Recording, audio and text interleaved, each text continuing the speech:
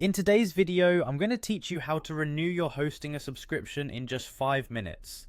Keeping your website running smoothly requires staying on top of renewals, so let's dive right in to ensure your hosting service remains uninterrupted.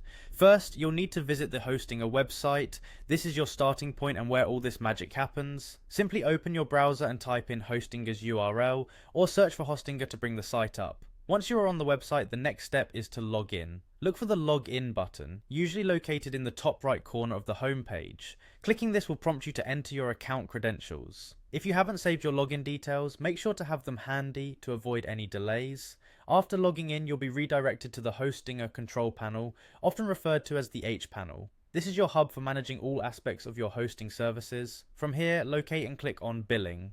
The billing section is where you can manage everything related to your purchases, including payments, invoices, and of course your subscriptions. Once in the billing section, your next move is to find and select subscriptions. This tab will list all the services you're currently subscribed to with Hostinger, making it easier for you to manage each one individually. This view is particularly useful if you have multiple services, as it helps you track which ones are due for renewal. Now that you're on the subscriptions page, you should see an option labeled Renew. Click on this link, it's the trigger that initiates the renewal process. When you click Renew, you'll be given options for the various plans or durations you can choose to extend your service.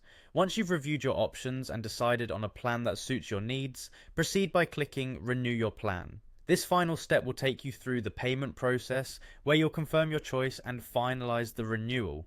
Make sure you have your payment details ready to breeze through this part. And there you have it.